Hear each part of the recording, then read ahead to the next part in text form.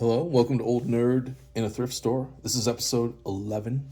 This time, my wife and I drove to Cuba, New York. Not Cuba, Cuba, New York. Very small town in the southern tier of New York, about in the middle of the state somewhere. Um, we like to go to the antique stores, and they have this brochure here, a pamphlet that you can fold out, and it's a map of where all the antique stores are around in basically upstate New York and a little bit of the northern tier of Pennsylvania. And Cuba, New York, I'd never been. I'd passed by it on the highway. I'd passed by the exit to it on the highway several times over the years, but never been. We found in this antique store map, that Cuba had 3 antique stores. So we went up there. We actually found a 4th one, I think, and we hit them all. And I got all this stuff. It was all really cheap too. I got these 3 CDs. Trickster's first album. I always tell them, like, my wife will ask me like to name songs that are like that remind her or me of us. So one of the ones that I always say when she asks that is One in a Million. Came out. When did this album come out? This came out when I was in high school. Came out in probably 90, 91, somewhere right around there. This is a pretty decent album. These guys were all really young. These were really young kids, barely out of high school, I think. And the guitar player is really good. The band's really good. Everybody's good. The singer's good, but like the lyrics, you can tell are a little, for probably written by a younger mind. Sting, this is his first solo album. Love this album. Used to have this on CD, sold it a long time ago. All these CDs were $1 each, and that's why I grabbed them. And this one, Genesis, A Trick of the Tail, I believe this is Phil Collins' first album as a member of the band. Or maybe it's the first album he sang after Peter Gabriel left. Can't remember. But I have a CD player in my car, so I like to have some CDs in there. And I've always wanted to listen to this album. And for $1, this is great. I'll do it. See, it originally came from The Wall. Does any other old nerd out there remember The Wall? And this is one of their remastered editions. So the sound quality's been all fixed up for CD. So I got all those for $1 each. At the same place, there was a vendor in there that had a bunch of these old like teenage mystery book series. And this one I'd never heard of, Robin Kane. These came out in the late 40s and early 50s, I think. And there was about 6 of them, maybe, or so made. And this is number 2. Let's see, number 2. The Mystery of the Phantom. It looked cool, so I grabbed it. And I think this was only $1 as well, maybe $1.50. Does it say? Oh wait, how much does it say right here? This may have been... Okay, this might have been $2. But it's in pretty nice shape, and I like these books. I like the Alfred Hitchcock's 3 Investigators books that came out in the 60s, and they were published in this format. I don't know if they were by Whitman or not. This is by Whitman. But I like those. So now I've been, like, when I see an interesting one out in the wild, it's in good shape and cheap, I'll grab it. But that was all from one place. Then all the rest of this came from the first place we went. So yeah, okay, I've only got stuff from 3 places here? There are 2 places here. We visited, I think, 4 all together. And I only got stuff at 2 of the places we went. But the very first place we went was this tiny little room, old store. It was it was an old building, an old store, small building. And this guy had a lot of stuff crammed in there, but he had it really nice and easy to walk around and look at everything, even though it was really crammed. But I got both of these Criterion Collection DVDs, Tales of Hoffman and the Red Shoes, both by Michael Powell and Emmerich Pressburger. If you follow the channel, You'll remember a while ago I did a video where I got the Tales of Powell and Pressburger, or the Cinema of Powell and Pressburger. It was a big box set of Blu-rays, which have a ton of their movies in it. Their movies are visually really beautiful for coming out in the 1940s, 1950s, early Technicolor, really good looking, cool story, cool like adult type fairy tale type stories. And these I'll probably put in the old nerd store for sale, because like I said, I've already got Blu-rays of them. And then he had all these comics, and he wanted, I think, maybe $1. Yeah, I think it said there were $1.50 each. And I went through it, and there was nothing in there great, really. But I pulled out just, this handful right here of stuff that I saw that was interesting. Because there wasn't anything great, like I said, but there's also some interesting stuff. Alien Legion. I'm trying to put together all the Alien Legion stuff that Marvel Epic did in the late 80s, early 90s. And I don't think I have this one yet.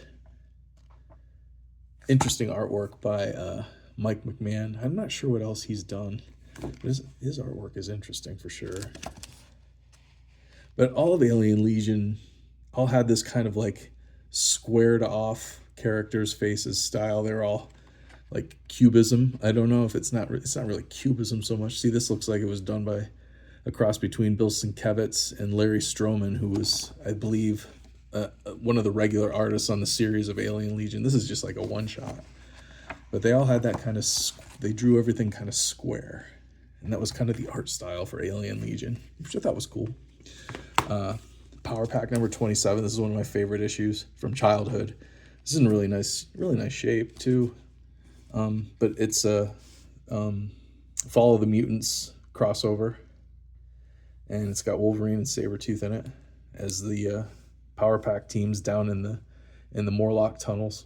And they happen to run into Wolverine, who's tracking down Sabretooth because Sabretooth was part of the Marauders who murdered all the Morlocks down in the tunnel. So Wolverine was tracking Sabretooth down. It was kind of a the Power Pack kids bump into him kind of thing. New Mutants number 12. These early issues of New Mutants I love. Back when Bob McLeod was drawing them. Cool stuff. Before Bill Sienkiewicz came on. His really noteworthy run. But the earlier issues, and this is in really nice shape too. I like these old Warlord comics. I have a few, not many.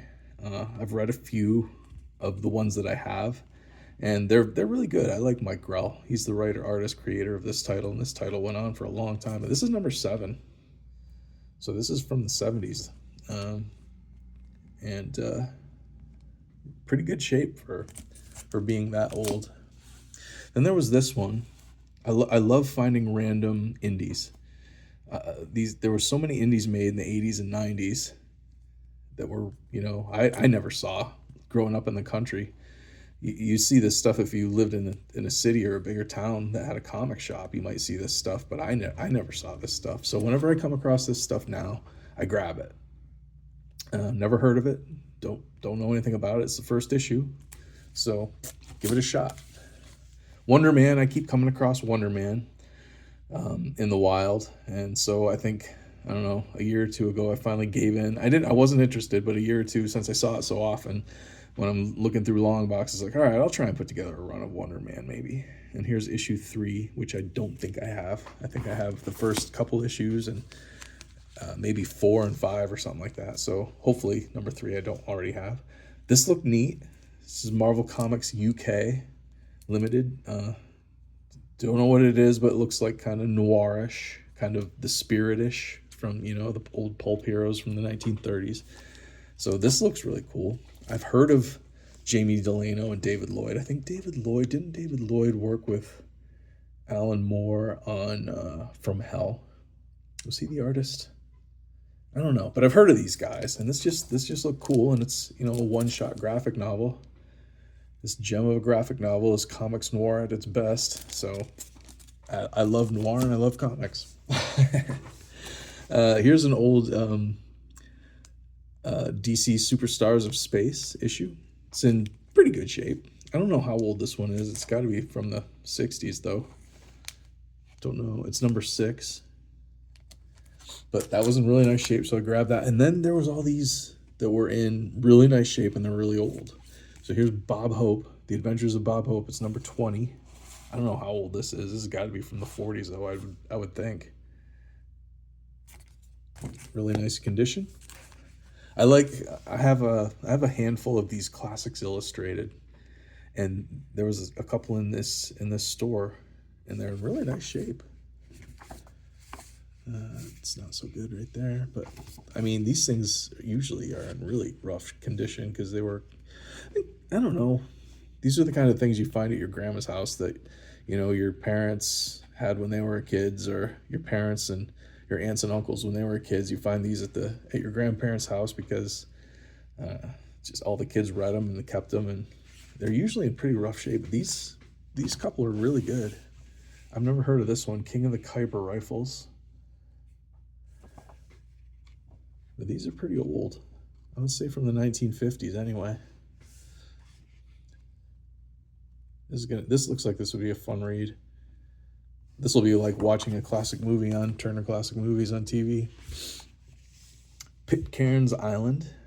Don't know. Never heard of that one.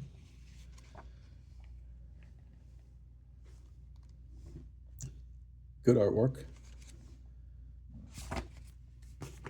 And then there's this, like Pogo was very popular way back.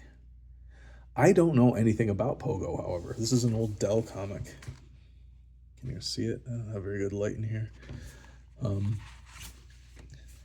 But this is a really nice square bound, basically old timer right here. It's only 25 cents. This came out in 1953.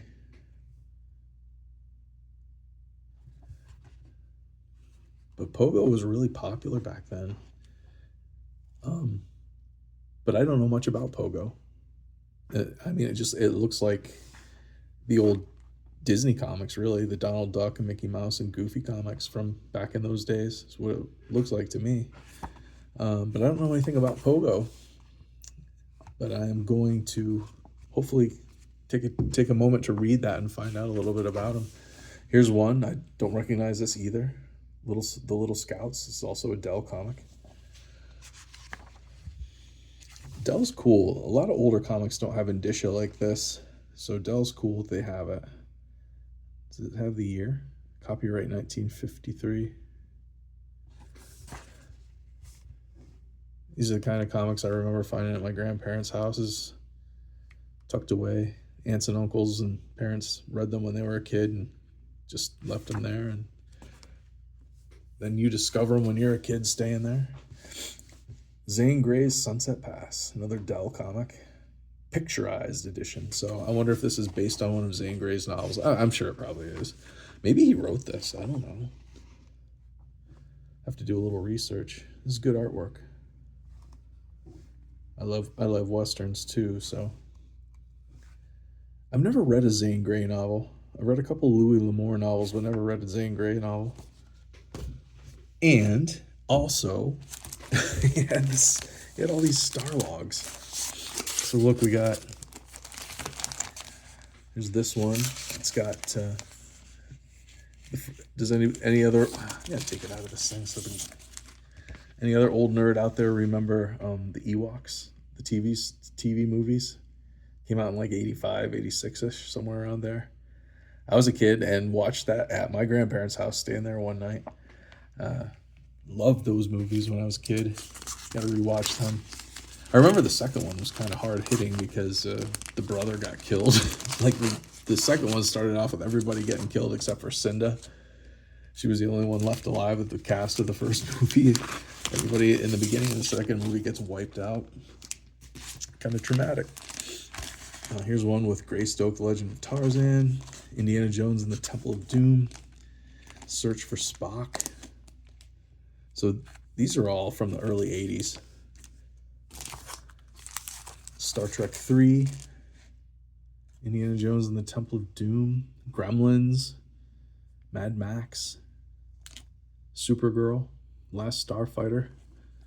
Colin Baker takes over as the newest Doctor Who. So, yeah, these fantastic films they were all just sitting there. And this one's really cool. This one's got a preview of the heavy metal movie in it. And this must be an old one. Collector's edition number 26, it says. I don't know. This one might be the oldest one. Because these ones, copyright 1984. Let's see if this says what year this one is. This is 1981. But it's got all kinds of behind the scenes of movies, full color, nice glossy pages, full color photos. Here's Stephen King before he turned crazy. Or maybe he always was. Here's Blade Runner. Behind the scenes of Blade Runner. Dragon Slayer. Disney's Dragon Slayer. Yeah, these are cool. Magazines used to be so ubiquitous. They were just magazines everywhere. People getting them in the mail. You go to the supermarket, there was huge racks of magazines. You go to all the bookstores, magazines. There's still quite a few. Like if you go in Barnes and Noble, there's still quite a huge rack of magazines there. But I just don't feel like you see them as much anymore. They're kind of a thing of the past now. So whenever I find an old magazine, especially one about, you know, nerd geek culture, I grab it. They're just cool time capsules of when I was a kid. But this whole stack here, this whole pile, this whole 2 DVDs, this stack of comics, and all these what are they called? Fantastic Films magazines, which are in great shape. Everything in here is in pretty good shape. I walked up to him, like I said, these were $1.50 each, and I forget what he had on the magazines. Maybe they were $1.50 as well, but it came up to, I forget, quite a bit. But he just looked at it, he goes, $20. I was like, okay. And then I said, wait, I saw some DVDs that I think I wanted to grab. And I went back and I grabbed these 2 DVDs and I took them up to him to give him some money. Take them. So I got all that for $20. And like I said, I got this for probably what, $5. So $25 spent. And I got stuff for my nerd store. I got stuff to check out.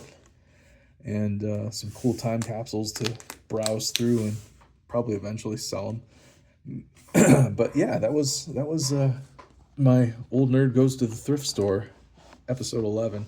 See anything in there cool and you like it? Tell me about it down below. Like, share, subscribe. If you like this kind of video, stick around. I'm always going to a thrift store when I get a chance to see what I can find for cheap. So stick around for that, and I appreciate you watching. I'll see you next time.